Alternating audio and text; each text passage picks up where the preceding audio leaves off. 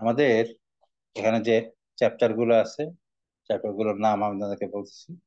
প্রথম যে চ্যাপ্টারটা আছে, এই চ্যাপ্টারের নাম হইলো ফুড অ্যান্ড নিউট্রিশন। আমাদের হোল সাবজেক্টের নাম হইলো হিউম্যান নিউট্রিশন অ্যান্ড মেটাবলিজম।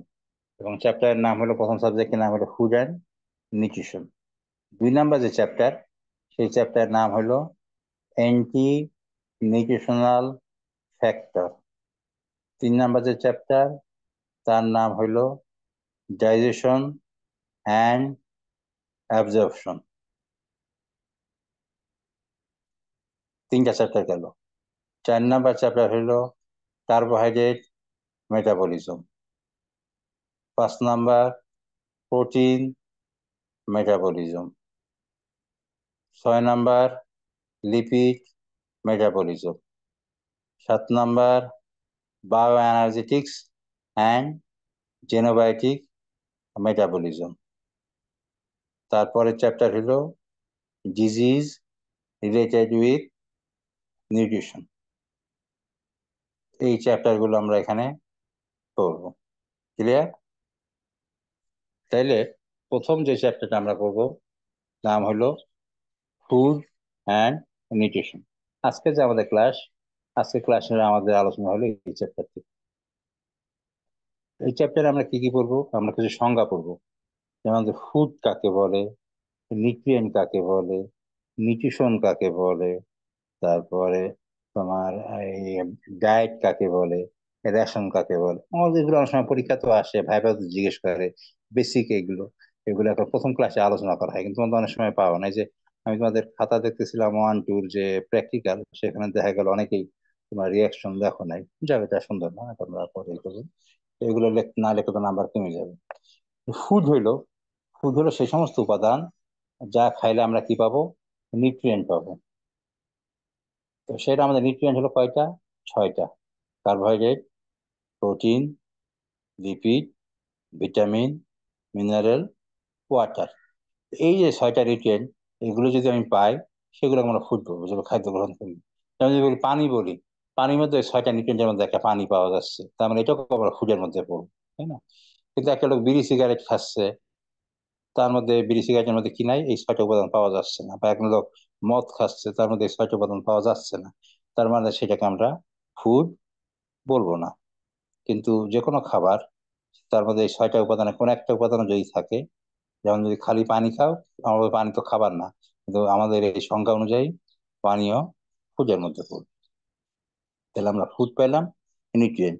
আর যে সমস্ত উপাদান এই যে আমাদেরকে ই করতেছে, এই যে ফুডের মধ্যে থাকতেছে, যে আমরা ই করতেছি, সেই সমস্ত উপাদানকে আমরা বলছি নিউট্রিয়েন্ট। আর আরেকটা জিনিস হলো রেশন আর ডায়েট। তো ডায়েট হলো এই যে আমাদের পুষ্টি উপাদানগুলো, একদিনে আমাদের কি কি পুষ্টি উপাদান লাগবে। আমাদের অনেকে ডায়েটিং বলতে বোঝায় যে কম খাওয়াকে ডায়েটিং মনে করে। কম খাওয়া না, যে আমার জন্য যে পুষ্টি উপাদান, আমাদের এজ, সেক্স, কাজের গতি, এর উপর ভিত্তি করে আমার এই এনার্জি, এই যে বিভিন্ন নিউট্রিয়েন্ট রিকোয়ারমেন্ট, অর্থাৎ carbohydrate requirement, protein requirement, vitamin requirement, mineral requirement, এগুলো কি করতেছে? ভ্যারি করতেছে। যেমন ধরো, যখন তোমাদের মতন আমার বয়স কম ছিল, তখন আমি বেশি খাইতাম, তখন আমার রিকোয়ারমেন্ট বেশি ছিল। এখন আমার বয়স বাইরে গেছে, রিকোয়ারমেন্ট কম। আবার দেখা যাচ্ছে ওই যে অনেক সময় আমার ওই 5 তলায় উঠতে হচ্ছে, যার জন্য দেখা যাচ্ছে যে তখন সেদিন আবার খাবার বেশি খাইতে হচ্ছে। যখন ক্লাস নিচ্ছি, ক্লাসের কাজের চাপ বাড়তেছে, তখন আমার নিউট্রিয়েন্ট রিকোয়ারমেন্ট বেড়ে যাচ্ছে। অথবা যে লোক রাজমিস্ত্রি কাজ করতেছে, যোগাইলি 20টা 25টা ইট নিয়ে 5 তলা 6 তলায় উঠতেছে, তার রিকোয়ারমেন্ট বেশি হচ্ছে। আবার তুমি যখন লেখাপড়া করতেছো, তোমার যে রিকোয়ারমেন্ট আর যে যুগালি কাজ করতেছে, তার রিকোয়ারমেন্ট কিন্তু এক না। তার এনার্জি রিকোয়ারমেন্ট বেশি, তোমার অন্য রিকোয়ারমেন্ট। আবার মহিলাদের ক্ষেত্রেও, এক মেয়ে বিয়ে করে নাই, তার রিকোয়ারমেন্ট, তার একজন তার এখন গর্ভবতী মহিলা, প্রেগনেন্ট ওমেন, আবার ব্রেস্ট ফিডিং ওমেন, তার রিকোয়ারমেন্ট তো এক না।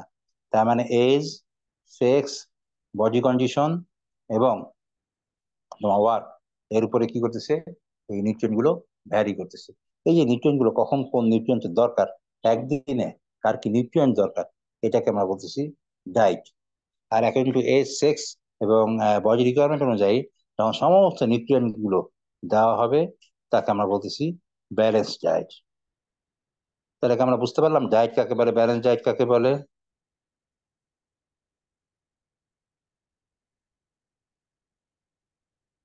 হ্যালো। জি স্যার। ঠিক আছে, তাহলে ডায়েট হইলো আমরা কি আমাদের রিকোয়ারমেন্ট গুলো, আর রেশন কাকে বলে? এই স্যার ডায়েট ডায়েট গুলোকে, আর ব্যালেন্স ডায়েটটা স্যার আরেকবার একটু কন্টিনিউ। ডায়েট স্যার হইলো আরেকবার। ওই যে আমি বলতেছি, ডায়েট হইলো আমাদের যে এই নিউট্রিয়েন্ট গুলো কি কি দরকার, কার্বোহাইড্রেট কতটুকু দরকার, প্রোটিন কতটুকু দরকার, এগুলোকে আমরা বলছি ডায়েট। আর ব্যালেন্স ডায়েট হইলো যদি কোনো লোকের অ্যাকর্ডিং টু এজ অথবা সেক্স অথবা বডি কন্ডিশন অনুযায়ী এই সমস্ত ডায়েট গুলোকে সুষমভাবে দেওয়া হলো, যতটুকু তার দরকার, তার এনার্জি যতটুকু দরকার, তার প্রোটিন যতটুকু দরকার, কার্বোহাইড্রেট যতটুকু দরকার, ভিটামিন দরকার, মিনারেল দরকার, এই সমস্ত কিছু যে দরকার, এই সমস্ত জিনিস যখন সে যদি তার চাহিদা অনুযায়ী যদি সরবরাহ করা হয়, তাহলে সেই ডায়েটকে আমরা বলতেছি হইলাম ব্যালেন্স ডায়েট। ঠিক আছে, এবার আসি রেশন। রেশন কাকে বলে? তো ডায়েট তো আর আমরা তো ওই কার্বোহাইড্রেট প্রোটিন সরাসরি খাবো না। কার্বোহাইড্রেট খাওয়ার জন্য আমাকে কি খাইতে হবে? আমাকে হয়তো ভাত খাইতে হবে বা রুটি। প্রোটিন খাওয়ার জন্য হয়তো আমি গোশত খাবো, মাছ খাবো, আহ লিপিড পূরণের জন্য আমি এই তেল খাবো বা অন্য জিনিস খাবো। এই যে যেগুলো খাবারগুলো ই করা হচ্ছে, অর্থাৎ এই ব্যালেন্স ডায়েট পাওয়ার জন্য আমি যে খাবারগুলো খাচ্ছি, এই খাবারগুলোকে একদিনের যে খাবার, এই একদিনের খাবারকে বলা হচ্ছিল রেশন। আমরা অনেক সময় কনফিউশন করি। আমরা যেটা হয়, রেশন বলতে বোঝায় যে আর্মিরা রেশন দেওয়া হয়, না ওই হিসাবে যে ঠিক আছে তাহলে একটা লোকের চাহিদা কতটুকু, এতটুকু এনার্জি দরকার, এত ক্যালোরি এনার্জি দরকার, এতটুকু তার কার্বোহাইড্রেট দরকার। সে অনুযায়ী তখন ধরো 300 গ্রাম চাউল দেওয়া হলো, 20 গ্রাম ডাল দেওয়া হলো, 20 গ্রাম গোশত দেওয়া হলো। এই যে দেওয়া হলো তাকে, সে মানুষকে হোক অথবা মুরগিকে হোক, যে মুরগিকে এই যে তার ব্যালেন্স ডায়েট হলো, তার এতটুকু এনার্জি দরকার, এতটুকু প্রোটিন দরকার, এই অনুযায়ী তার যদি খাবার তৈরি করি। গরুর ক্ষেত্রেও, অর্থাৎ একদিনের জন্য অ্যানিমেল, আমরা যেহেতু মানুষ নিয়ে চিন্তা করতেছি, একদিনের জন্য তার ব্যালেন্স ডায়েট পাওয়ার জন্য তাকে যে খাবার সরবরাহ করা হচ্ছে, এই খাবারকে আমরা বলতেছি খাবার গুলো। ভাত বা চাউল 250 গ্রাম, গোস্ত 50 গ্রাম, এইটা হইলো রেশন। নিজের হলো কার্বোহাইড্রেট এত গ্রাম বা এতটুকু, প্রোটিন এত গ্রাম বা এত এইগুলো হইলো ডায়েট। আর রেশন হইলো এই ডায়েট গুলো পাওয়ার জন্য আমরা যে ফুড হিসাবে যে ফুড ইনগ্রেডিয়েন্ট ইউজ করতেছি। ফুড তো সব মিলে একটা খাওয়া খাবার, কিন্তু যে ফুড ইনগ্রেডিয়েন্ট ইউজ করতেছি, চাউল এতটুকু, লবণ এতটুকু, ডাল এতটুকু, এইগুলো যে আমরা যে খাবার খাচ্ছি, এই রেশন গুলোকে আমাদেরকে ডায়েট গুলোকে পাওয়ার জন্য, ব্যালেন্স ডায়েট পাওয়ার জন্য যে আমরা ফুড ইনগ্রেডিয়েন্ট গুলো যে গ্রহণ করতেছি, এই ফুড বলা হচ্ছে হইলো রেশন। তাহলে কি তোমরা ক্লিয়ার? ডায়েট এবং রেশন এই চারটা শব্দ, ফুড, জি ডায়েট, স্যার। রেশন এবং নিউট্রিয়েন্ট, এই চারটা শব্দ তোমরা ক্লিয়ার কিনা? জি স্যার। ঠিক আছে। এটা কিন্তু পরীক্ষায় প্রশ্ন আসে, ভাইবা তো জিজ্ঞেস করা হয় ইসে, কিন্তু অনেকে খুব কনফিউশন করে ফেলে। কনফিউশন যেন না হয়। তাহলে স্যার এখন ফুডটা একবার বলা যাবে? কোনটা? Food sir. স্যার একটু সামারি করে দিলে ভালো হয় স্যার। সামারি করলাম যে ফুড হইলো আমরা যে যে 6টা নিউট্রিয়েন্ট আছে, এই 6টা নিউট্রিয়েন্টকে পাওয়ার জন্য আমরা যা খাবার যা গ্রহণ করে থাকি, যেটাকে আমরা ইনটেক করে থাকি, এটাকে বলা হচ্ছে ফুড। যার মধ্যে এই 6টা নিউট্রিয়েন্ট কোনো না কোনোটা আছে, বা যা গ্রহণ করলে এই 6টা নিউট্রিয়েন্টের কোনো না কোনোটা আমি পাবো, সেটা হলো ফুড। আর নিউট্রিয়েন্ট হলো এই যে 6টা নিউট্রিয়েন্ট যা ফুড হিসাবে গ্রহণ করার পর আমাদের যা কাজে লাগতেছে, সেটা হলো নিউট্রিয়েন্ট। আর ডায়েট হইলো এই একদিনের জন্য, একদিনের জন্য আমরা কি কি নিউট্রিয়েন্ট পাচ্ছি, কার্বোহাইড্রেট কতটুকু, প্রোটিন কতটুকু, অ্যাকর্ডিং টু এজ, সেক্স এবং বডি কন্ডিশন, এই যে তার যে রিকোয়ারমেন্ট যেটা, এইটাকে বলা হচ্ছে হইলো তার রেশন। এই কি রেশন না, কি বলে ডায়েট। আর রেশন, এই ডায়েট ফুলফিল করার জন্য আমরা যে ফুড ইনগ্রেডিয়েন্ট ইউজ করতেছি, যেমন ভাত খাচ্ছি, চাল খাচ্ছি, লবণ খাচ্ছি, তেল খাচ্ছি, এই ইনগ্রেডিয়েন্ট গুলো এবং কার্বোহাইড্রেট, প্রোটিন, এটা যদি বলি যে এতটুকু কার্বোহাইড্রেট দরকার, এতটুকু প্রোটিন দরকার, এটাই হবে না, এটা রেশন হবে না, এটা হবে কি ডায়েট। আর রেশন হইলো চাউল এতটুকু, 200 গ্রাম চাউল খাইলাম, 30 গ্রাম আটা খাইলাম, 50 গ্রাম ডাল খাইলাম, 20 গ্রাম গোস্ত খাইলাম, তারপরে এটা খাইলাম। বা ধরো আজকে ধরো আমরা ইফতার করব, কি কি বাজার করব, তা বাজার যেটা, তুমি তো এনার্জি বাজার করতেছ না। এনার্জি ফুলফিল করার জন্য তুমি বললা যে আমি ডাইরের বড়া বানাবো, আমি পেঁয়াজি বানাবো, আমি ছোলা বানাবো, আখনি বানাবো। এই যে তুমি আখনি বানাচ্ছো, খিচুড়ি বানাচ্ছো, জিলাপি বানাচ্ছো, এই সব মিলাই যে একজনের জন্য আমরা কতটুকু করে দেবো, কয় পিস করে দেবো, এটা হলো তোমার রেশন। আর যদি যে ঠিক আছে আমি করব কি বলে, ওই খাবার আমি দিয়ে দেব, যে কি কি এনার্জি, আমার কতটুকু এনার্জি পাবে, কতটুকু প্রোটিন পাবে, এটা যখন হিসাব করতেছে, এটা হলো ডায়েট। তার মানে নিউট্রিয়েন্টের হিসাব হলো ডায়েট, আর ফুডের হিসাব হলো রেশন। ক্লিয়ার? জি স্যার। গুড। তাহলে এখন আমার রিকোয়ারমেন্ট কতটুকু? সুস্থ সবল মানুষ যারা, আমাদের রিকোয়ারমেন্ট, কার্বোহাইড্রেট রিকোয়ারমেন্ট হলো পার ডে 300 থেকে 500 গ্রাম। এটা নির্ভর করতেছে তুমি যখন বেশি কাজ করো তখন তোমার রিকোয়ারমেন্ট বাড়বে, আর যখন তুমি কম কাজ করো তখন রিকোয়ারমেন্ট কমবে। তো নর্মালি অ্যাভারেজ আমরা সেন না 300 থেকে 500 গ্রাম। এবং যখন এই যে আমরা যখন করি, ওই যে যখন আমরা ডাইনিং এ হিসাব করি বা কোনো প্রোগ্রাম করি, আমরা হিসাব করি কত, ওই যে ধর দুপুরবেলা যদি খায় 1 কেজি চাউলে, সেটা ধর আমরা 5 জন বা 6 জন হিসাব করি, রাত্রে 8 জন, আর সকালে নাস্তা আরো বেশি, ধরো 10 জন হিসাব করা হয়। তা তুমি যদি যে 6 জন ধরো, 6 জন ধরলে কত হচ্ছে তোমার, ইয়েকে যদি 6 দিয়ে ভাগ করো, 8 জন ধরলে কত হচ্ছে 125 গ্রাম। আর ইসে হলো 100, 100 125 225, আর ওইখানে আরো ধরো 200, 425 গ্রাম। তাহলে তোমাদের এই যে তোমাদের রিকোয়ারমেন্ট প্রায় 450 থেকে 500 গ্রাম। তুমি যদি বুড়া লোককে দাও, আমাদের মতন বয়স্ক লোক দাও, তাহলে রিকোয়ারমেন্টটা কমে যাবে। তখন দেখো, এই জন্য আমরা অ্যাভারেজ ধরি হলাম 300 থেকে 500 গ্রাম কার্বোহাইড্রেট দরকার একটা লোকের পার ডে। আর প্রোটিন রিকোয়ারমেন্ট সাধারণত যত কেজি বডি ওয়েট তত গ্রাম। মনে করো তোমার ওজন 70 কেজি, তাইলে তোমার 70 গ্রাম প্রোটিন দরকার পড়বে। ঠিক আছে, এটা গেল। আর লিপিড দরকার পড়ে 80 থেকে 100 গ্রাম। এখন এই যে প্রোটিনের মধ্যে আবার দুই ধরনের প্রোটিন আছে, এক হলো first class protein, second class protein. First class protein হলো এনিম্যাল প্রোটিন, দুধ, ডিম, মাছ, মাংস। কার মধ্যে কারণ হলো এখানে all the essential amino acid এর মধ্যে আছে। আর সেকেন্ড ক্লাস প্রোটিন হলো প্লান্ট প্রোটিন। প্লান্ট প্রোটিনের মধ্যে অল এসেনশিয়াল অ্যামাইনো অ্যাসিড থাকে না। তো যার জন্য, যেমন ধরো একটা লোক মনে করো রাজমিস্ত্রি কাজ করতেছে, সে একটা 1 কেজি পান্তা ভাত, একটা পেঁয়াজ আর কাঁচামরিচ খাচ্ছে, তার ওজন 80 কেজি। তো তো সে তার প্রোটিনের চাহিদা কিভাবে পূরণ করবে? তো তার হলো ভাতের মধ্যে, চাউলের মধ্যে প্রোটিন থাকে 8%। আর যদি 1 কেজি চাউলে সে ভাত খায়, তাহলে কতটুকু প্রোটিন পাবে?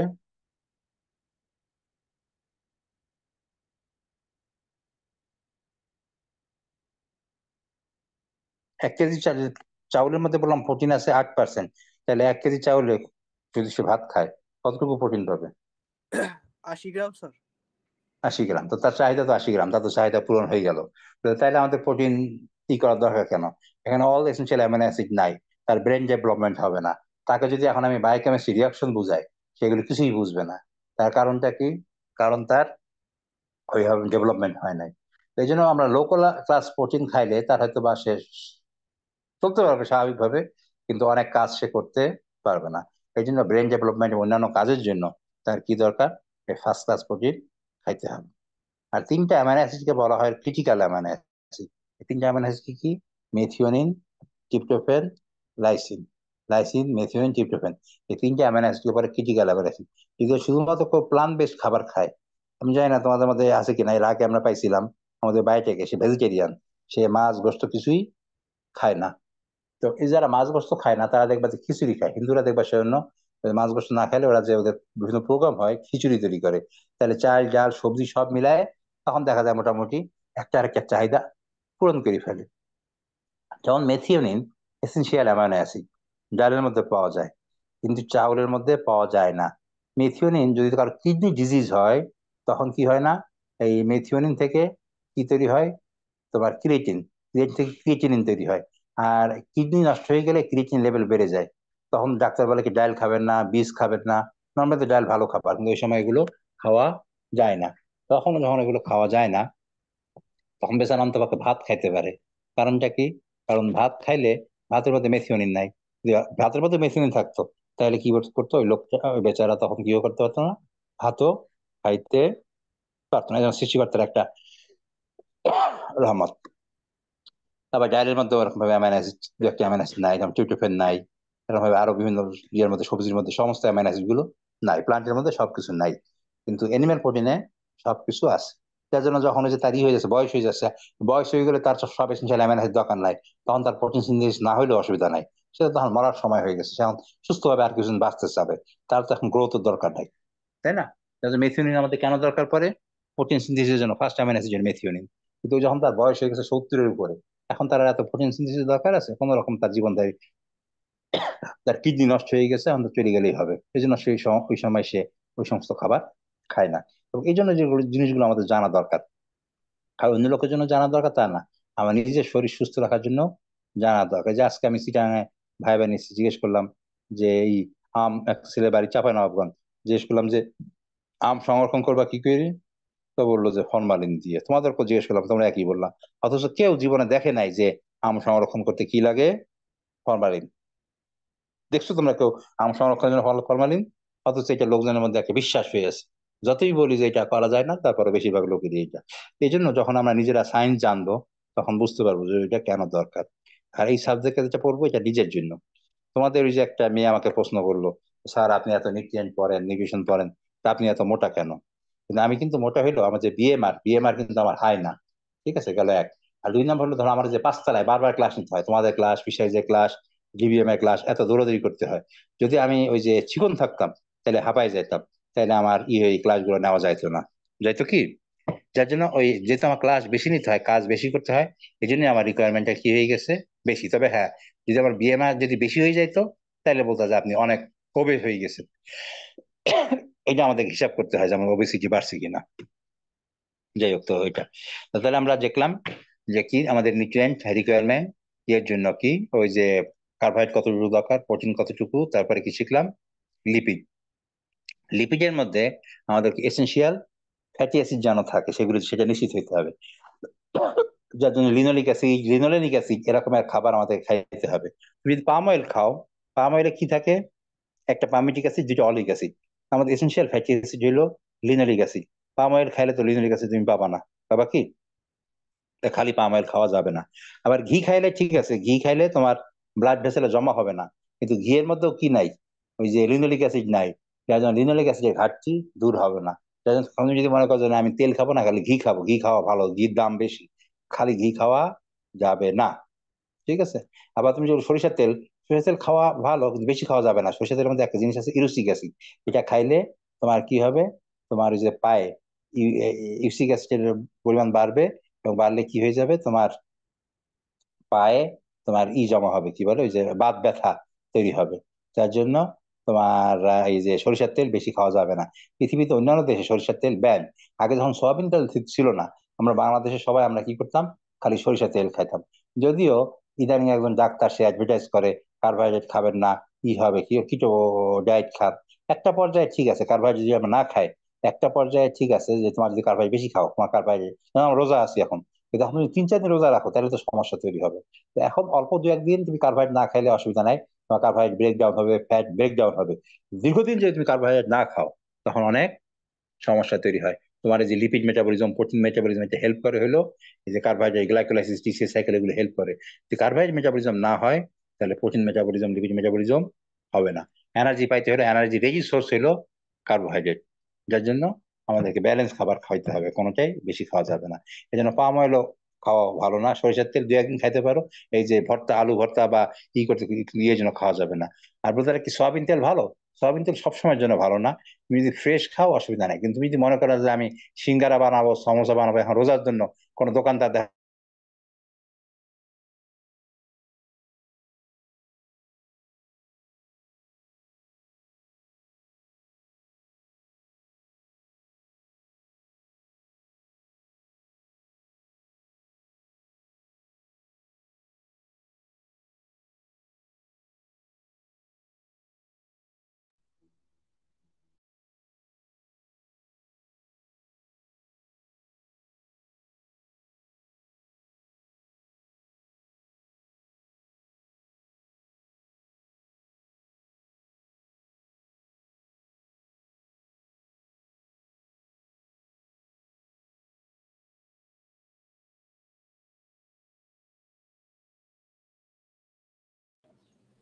শোনা যায় না স্যার।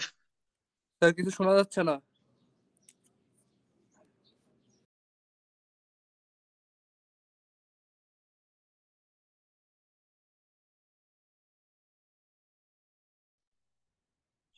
সরি, আমার একটা ফোন আসছিল। যাক, তো যে কথা বলছিলাম, যে এই জন্য আমাদেরকে খাবার খাইতে হবে কি, আমাদেরকে ব্যালেন্স, কার্বোহাইড্রেট, প্রোটিন, লিপিড, তুমি যদি ভিটামিন বেশি খাও তাহলে সমস্যা, মিনারেল বেশি খাওয়ার জন্য ক্যালসিয়াম আমাদের শরীরের জন্য দরকার। যদি আমি ক্যালসিয়াম বেশি খাই তখন কিডনিতে পাথর হবে বা তৈরি হবে। ফসফরাস, যেমন ক্যালসিয়াম ফসফরাস একটা রেশিও থাকে 2:1। তুমি যদি ফসফরাস বেশি খাও তাহলে এটা ঠিক মতন কাজ করবে না। ফসফরাস মাস্টার মিনারেল বলা হয়, কিন্তু তাও বেশি খাওয়া যাবে না, কোনো কিছুই বেশি খাওয়া যাবে না। সয়াবিন তেলের কথা যেটা বলতেছিলাম, যে সয়াবিন তেল করার সমস্যা হইলো যদি করো কি বলে, তুমি যদি ওই যে অনেকদিন ভাজা পোড়া খাইতে থাকো বারবার, মানে গরম করতে থাকো, তখন সয়াবিন তেল ট্রান্স ফ্যাটি অ্যাসিডে পরিণত হয়, এবং ট্রান্স ফ্যাটি অ্যাসিডটা আমাদের শরীরের জন্য ভালো না। ঠিক আছে? তো এই জন্য তো তুলনামূলক সবচেয়ে ভালো হলো অলিভ অয়েল। আল্লাহ তো মানুষের বলছে বা তিন ইয়া জাইতুন ইয়া তুর সিনিন, যে জাইতুন, এই জাইতুন থেকে অলিভ অয়েল হয়, অলিভ অয়েল আমাদের শরীরের জন্য ভালো। তারপরে সানফ্লাওয়ারও ভালো। তারপরে সয়াবিন অয়েল, এরপরে যে সরিষার তেল, এগুলো ভালো। আর সবচেয়ে খারাপ হলো শুয়োরের চর্বি, খুবই খারাপ। তারপরে যে গরুর চর্বি, তারপরে খাসির চর্বি, এগুলো ভালো না। আর দুধের যে ফ্যাট, এটা একটা পর্যায়ে ভালো, যা ভোলাটাইল ফ্যাটি আছে শরীরে জমা হবে না, কিন্তু এটা তো রান্না কাজের জন্য বা ঘি ঘি হিসাবে দামও অনেক বেশি, আর করা যাবে না। আরেকটা জিনিস হলো আমাদের যে মার্গারিন খাই অনেকে, আমরা যে বার্গার খাই বা খাই, পিজা খাই বা এর মধ্যে তারা এক্সট্রা যেটা মার্গারিন ইউজ করে, বা অনেক সময় আমরা ডাল, ঘিয়ের দাম অনেক বেশি, আমরা পোলাও হিসাবে কি করি, ডালটা তৈরি করি। ডালটা তৈরি করলে যে সমস্যা হলো, এই যে ডালটা হলো এটা unsaturated fatty acid. Normally unsaturated fatty acid আমাদের শরীরের জন্য ভালো, স্যাচুরেটেড খারাপ, এবং প্লান্ট সোর্স ভালো। কিন্তু ওরা করে কি, আনস্যাচুরেটেড কে হাইড্রোজেনেশন করি, তারা ডালডা তৈরি করে। তখন আর কি থাকে না, এই ডালডা শরীরের জন্য ভালো থাকে না। যার জন্য ডালডা, মার্গারিন, এগুলো আমাদের শরীরের জন্য ভালো না। এগুলো আমাদের কি করতে হবে, অ্যাভয়েড করতে হবে। ঠিক আছে? তো তাহলে আমাদের ক্লাস মনে হয় যে 45 মিনিটের ক্লাস, আমাদের 34 মিনিট হয়ে গেছে। তোমাদের এখন কোনো প্রশ্ন উত্তর থাকলে প্রশ্ন করতে পারো। স্যার, মেথিওনিন লাইসিন এগুলোকে কি অ্যামিনো অ্যাসিড বললেন স্যার, ক্রিটিক্যাল?